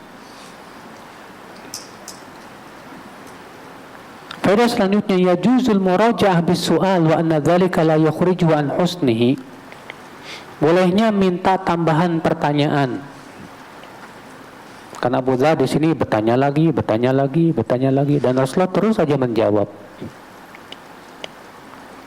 Iya, asal pertanyaannya memang kebaikan, bukan pertanyaan yang enggak. Kalau kita kan kebanyakan pertanyaannya kepo, Pak.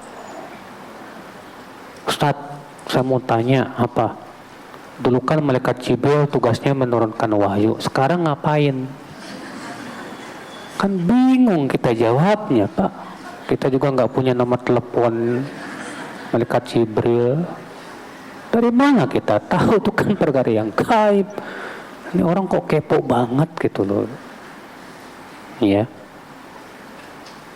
Ini kan pertanyaan kayak gini nggak boleh dimakruhkan oleh para ulama. Pada selanjutnya, istihbabu sabril alim ala tilmidhi. Disunnahkan seorang alim sabar menghadapi pertanyaan-pertanyaan muridnya. Ya. Kalau banyak muridnya banyak pertanyaan yang bagus-bagus yang memang itu butuh dijawab, jawab. Faedah selanjutnya, sa'yul Islam fi tahriril ariqa. Islam sangat menganjurkan untuk memerdekakan budak.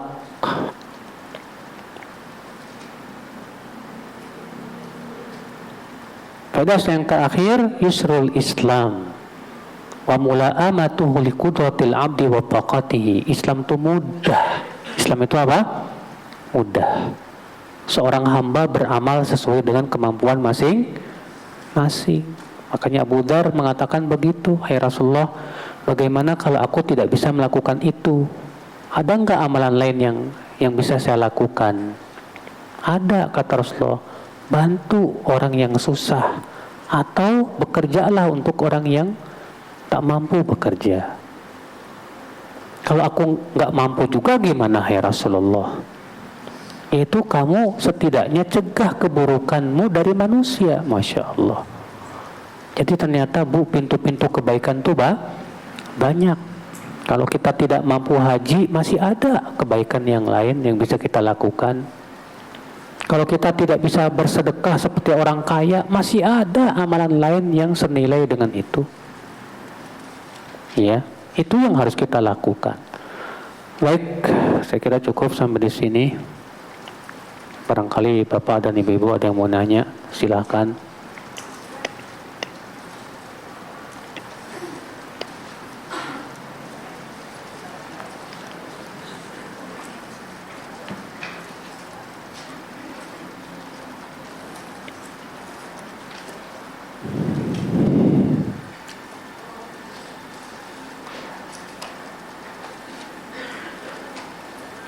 Kalau tidak salah, berita kematian itu tidak boleh disebar. Kata siapa? Bu, dengerin.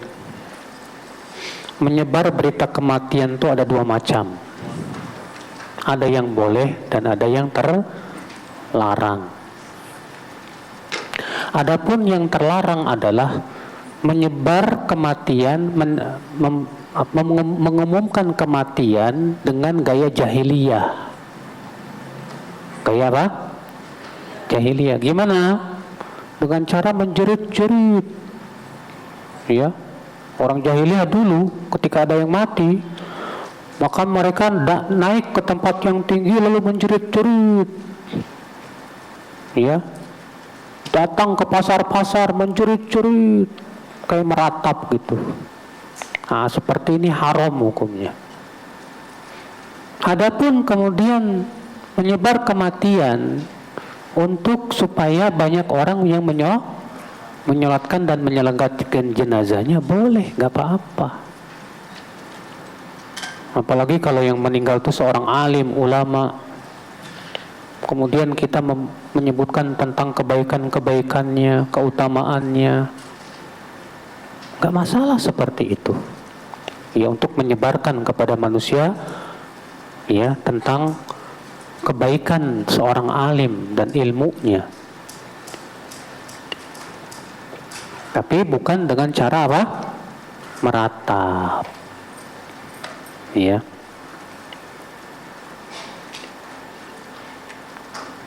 Sehubungan dengan puasa Asyura yang mana ya Ustadz? Penetapannya bingung. Kalau saya mah Bu, lebih milih besok nih 16 sama 17. Kenapa? Alasan saya memilih itu. Alasan saya memilih itu karena pertama, pemerintah menggunakan hisab, tidak menggunakan ru'yah. Sedangkan NU menggunakan ru'yah dan ternyata tidak terlihat karena mendung. Dan itu lebih sesuai dengan sunnah. Maka untuk menjamak antara taat kepada pemimpin dengan sesuai dengan sunnah, maka ana memilih untuk puasa 16-17. Kenapa? 16-nya sesuai dengan pemerintah, 17-nya sesuai dengan sunnah. Kalau ternyata yang benar pemerintah puasa Asyuranya dapat. Kalau ternyata yang benar NU puasa Asyuranya dapat juga. Ya enggak? Jadi kita tetap dapat. Terus niatnya gimana? Niatkan, ya Allah, kalau memang ini Asyura di sisimu, mudah-mudahan dapat. Kalau ternyata ini bukan, ya semoga ini menjadi puasa sunnah yang lain, mukhalifah. Khair insyaallah. Kalau anak milihnya begitu. Tapi kalau antum mau puasa dari hari ini dengan niat Senin, Selasa, ya bagus. Nyambung sampai Kamis misalnya. Fadhal, Masya Allah. Iya. Itu, tapi sekali lagi ini pendapat ana ya Mas. Dan ana tidak ingin memaksakan pendapat ana. Antum mau ikut fadhal, nggak ikut fadhal.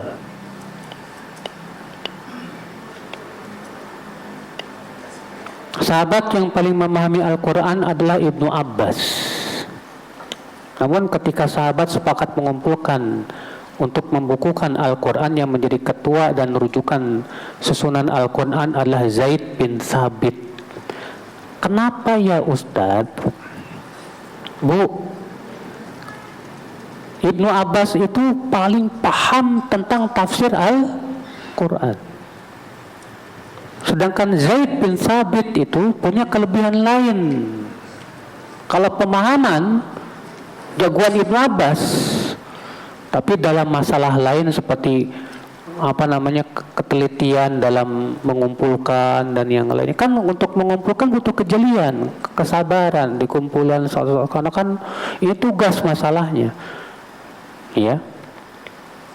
Jadi bisa jadi kenapa Zaid bin Thabit dipilih, ya, walaupun dia tidak paling paham, tapi karena ada apa? Yang lainnya, kemampuan Zaid bin Thabit. Ya. Jika terdapat perbedaan dalam menilai hadis sahih dan dhaif di antara ulama mutaqaddimin dan mutaakhirin, Apakah betul yang sesuai manhaj salaf adalah mengutamakan untuk memilih ulama mutaqaddimin? Enggak ya akhi. Ya, saya belum mendapatkan kaidah seperti ini kecuali di zaman sekarang. Itu pun yang mengucapkan sebagian orang saja. Ucapan ini tidak pernah diucapkan oleh Syekh Muqbil, oleh Syekh Albani, wala juga tidak pernah diucapkan oleh Syekh Ahmad Syakir dan para ulama-ulama atau ulama-ulama belakangan seperti Ibnu Hajar, Imam Adz-Dzahabi. Ya. Karena dalam menilai hadis itu yang menentukan apa, Pak? Kemampuan seseorang untuk mencari jalan-jalan hadis. Nah, di zaman dahulu buku yang namanya buku-buku itu tidak selengkap sekarang, Pak, dikumpulkan. Bisa jadi di zaman sekarang misalnya ada buku-buku yang tidak sampai kepada ulama terdahulu. Maka dari itulah ini tidak secara mutlak, walaupun ya kita sangat butuh ulama mutaqaddimin dalam menilai hadis. Kenapa demikian? Karena mereka hidup di masa periwayatan. Mereka hidup di masa periwayatan. Maka kalau ulama mutaqaddimin sepakat semuanya untuk mendhaifkan hadis, maka kita yang mu'asirin gak boleh menyelisih kesepakatan mereka. Tapi kalau ulama mutaqaddimin berselisih, maka ulama mutaakhirin punya kemampuan berhak untuk mentarjih mana yang paling kuat, sahih atau dhaif.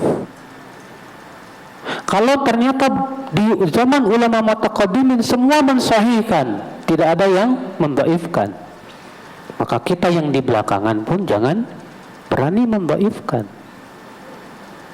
Kalau di zaman dahulu tidak ada satupun kita dapatkan pernyataan tentang status hadis ini sahih atau dhaif,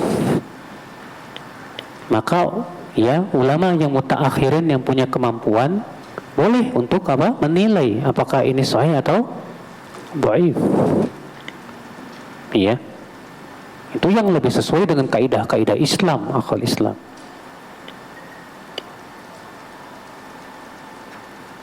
Ana punya usaha di marketplace. Posisi Ana sebagai produsen, jadi tahu betul barang yang Ana jual.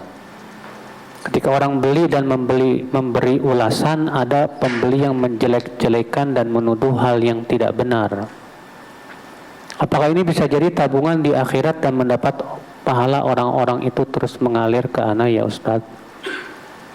Ya, orang-orang yang menjelek-jelekan itu, Bu, ada banyak alasan. Di antaranya bisa jadi memang tujuannya ingin menjatuhkan. Ingin apa? Menjatuhkan. Kebetulan dia punya usaha yang sama. Ingin menjatuhkan usaha orang lain dengan cara apa? Menjelek-jelekan barangnya. Maka jelas dosa-dosa. Ada lagi bisa jadi dia menjelek-jelekan karena pelayanannya yang buruk. Bagus barangnya, bagus, tapi pelayanannya saking buruknya, nyampenya harusnya 3 hari, ini sebulan baru nyampe, kan kesel, ya. Atau yang nyampe ke dia ternyata nggak sesuai dengan harapan, nggak sesuai dengan yang ada di foto ternyata. Ya, elah kok begini, ya. Akhirnya dia marah-marah, ngambek-ngambek. Nah, pada waktu itu kita harus tentunya introspeksi, ya, kenapa dia menjelek-jelekan, apa sebabnya, ya.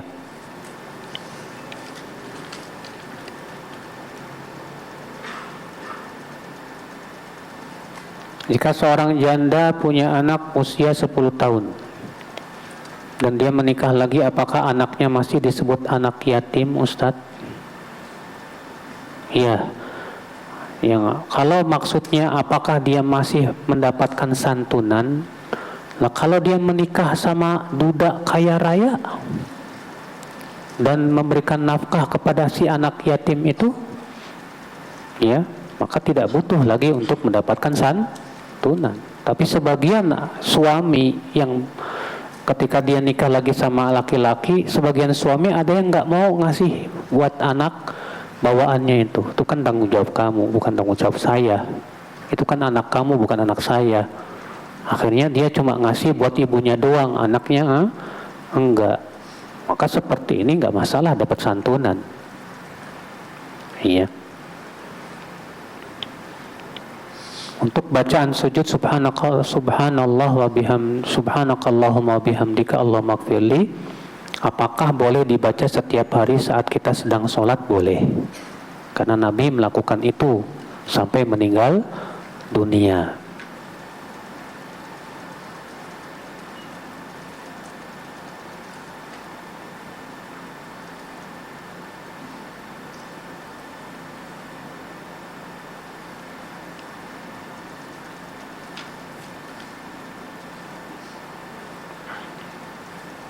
Jika wanita haid baru cek bahwa dia bersih setelah adzan asar, apakah harus mengqadha salat zuhur?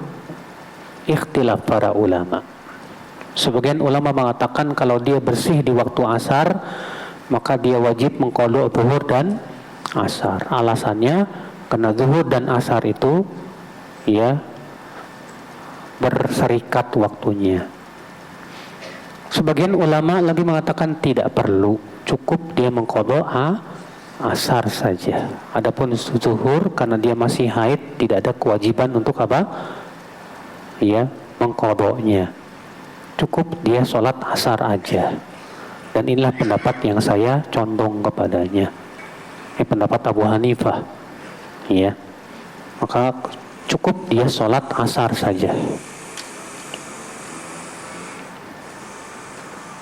Kecuali kalau misalnya di waktu zuhur sudah bersih tapi masih sabar nungguin ya takut keluar lagi, pas setelah asar baru dipastikan udah bersih ternyata, maka baru pada waktu itu zuhur dan asar.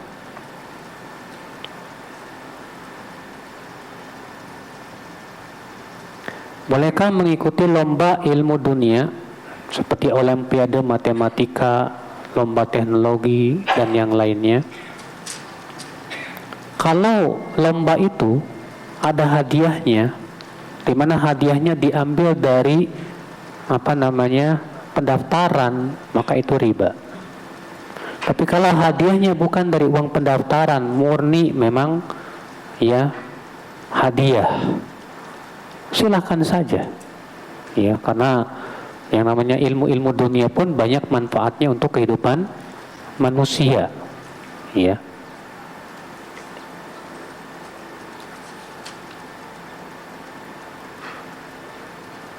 Apakah dalam membaca Al-Quran harus selalu diiringi dengan membaca artinya? Ya enggak harus. Tapi yang lebih utama kita paham supaya lebih menyerap di hati. Dan itu lebih bermanfaat untuk hati kita, ibu-ibu sekalian, daripada kita tidak paham. Makanya ya semakin Al-Quran bermanfaat di hati kita, semakin besar pahalanya. Membaca subhanakallahumma rabbana wa bihamdika Allahumma ighfir itu berapa kali? Paling sedikit sekali. Kalau mau 3 kali boleh, mau 10 kali boleh, mau 100 kali juga boleh.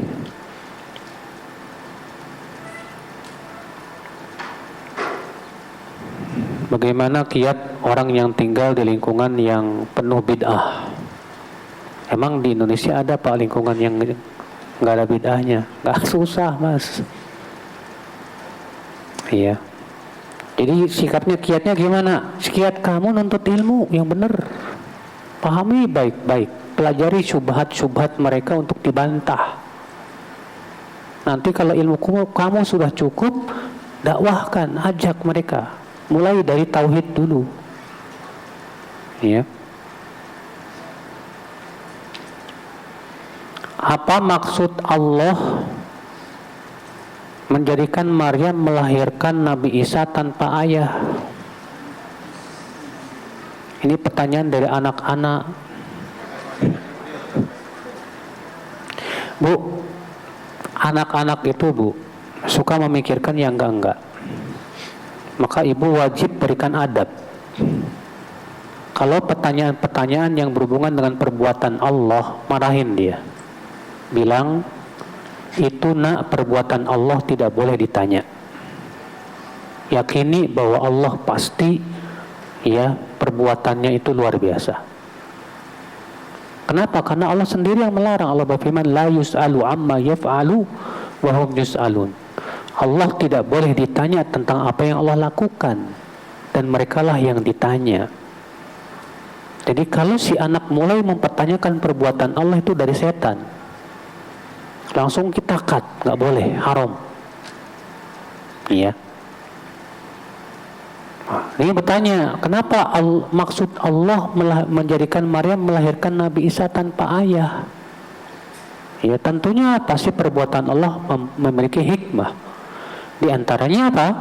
Untuk memperlihatkan akan kekuasaan Allah Subhanahu wa Ta'ala, bahwa Allah mampu menjadikan seseorang wanita lahir tanpa ya disentuh laki-laki.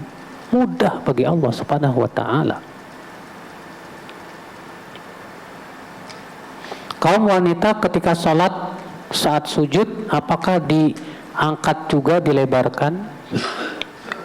Perhatikanlah bahwa pada asalnya gerakan sholat itu sama antara laki-laki dan perempuan. Demikian pula dalam masalah sujud tidak ada bedanya antara laki-laki dan perempuan. Ya pada asalnya demikian.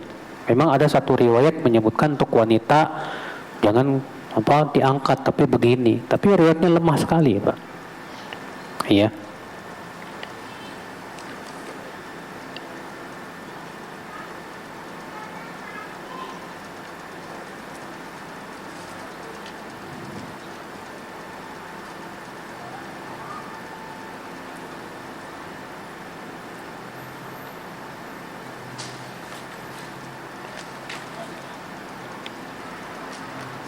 Bagaimana cara menasihati suami yang sering begadang alias nongkrong dengan teman-temannya nonton bola? Suaminya ngaji nggak ya? Kalau ngaji, sampaikan hadis ke dia. Mas, Rasulullah SAW itu tidak suka begadang setelah Isya. Apa manfaatnya, Mas? Kalau kamu sedang nonton bola, tahu-tahu meninggal dunia gimana, Mas? Mau nggak? Coba ingetin gitu. Mudah-mudahan dia takut. Iya.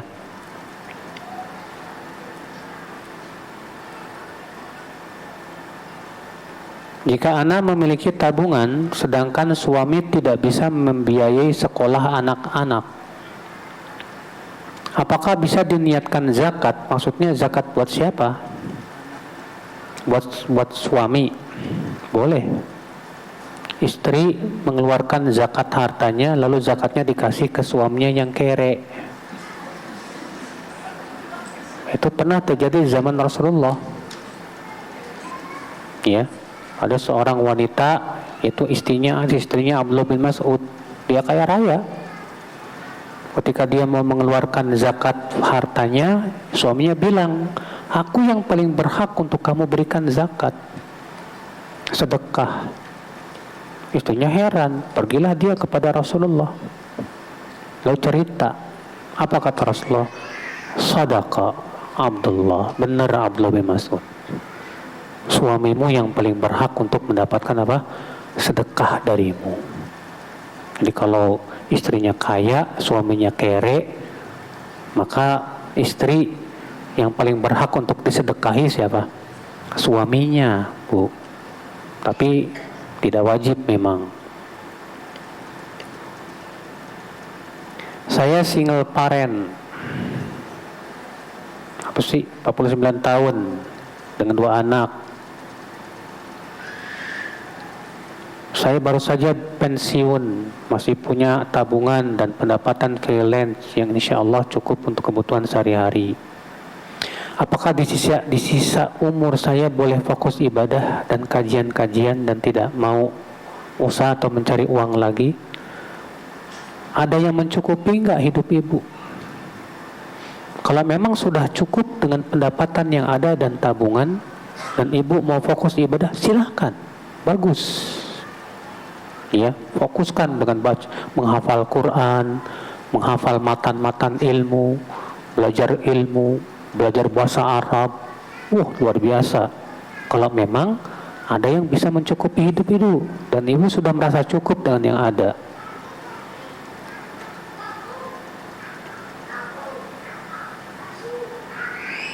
Kalau kita di rumah tidak berlebihan dalam menggunakan listrik atau air dengan tujuan mengikuti Rasulullah, nggak berlebihan. Apakah itu benar? Benar, betul, sahih. Cuma masalahnya agak susah ini, Pak. Ya, kalau kita banyak kebutuhan, kulkas, belum lagi mesin cuci, belum lagi apa, Pak? Mesin oven, belum lagi apa, Pak? Ya, mungkin kalau mau irit-iritin ya udah nyucinya pakai tangan sendiri. Ya. Kompornya bukan kompor listrik. Ya, silakan aja.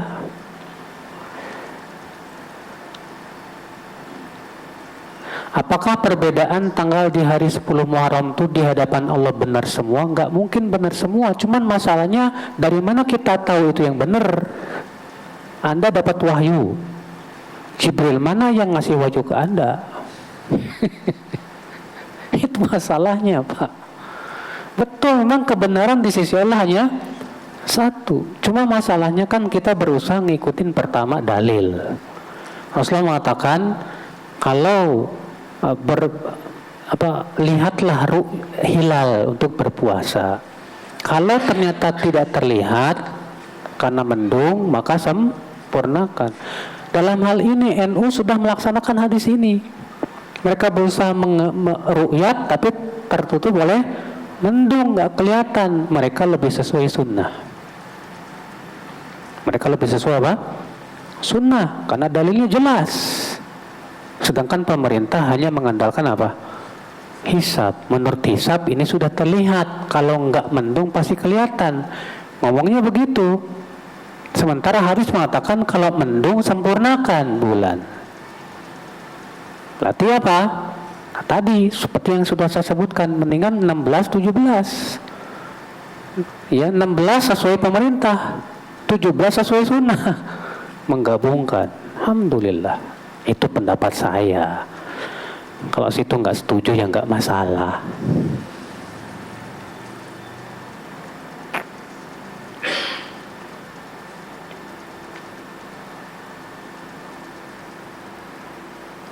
Salat sebaiknya dilakukan di awal waktu. Apakah berlaku juga untuk salat Isya yang katanya lebih baik diakhirkan? Iya.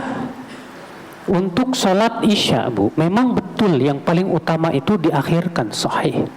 Tapi gara-gara mengakhirkan kita nggak salat berjamaah di masjid. Nah, ini nggak benar juga. Iya. Lebih baik mana? Salat berjamaah di masjid di awal waktu atau di akhir waktu tapi sendirian di rumah? Tentu yang lebih utama sholat di awal waktu berjamaah. Makanya Nabi ketika mengakhirkan itu berjamaah nggak di masjid? Berjamaah dengan para sahabat. Ya. Kalau ibu-ibu gimana? Nah, ibu-ibu terserah. Ya, kalau ibu-ibu mau diakhirkan nanti aja. Akhir waktu Isya itu ingat, Bu, waktu Isya hanya sampai pertengahan malam. Sebagian ibu-ibu berkata begini, nanti aja dah, saya sholat Isya jam 2. Nah itu mah bukan, udah keluar waktu Isya itu. Ya. Sudah umur 81 tahun tapi terus aja tekun dengan hobinya. Hingga lalai dengan sholat berjamaah ke masjid. Kasihan ya. Umurnya 81 tahun padahal. Tapi masih aja asyik dengan hobi. Sampai lalai sholat berjamaah. Wah, ini kasihan banget ini. Ya, dinasihatin aja. Ya, diberitahu.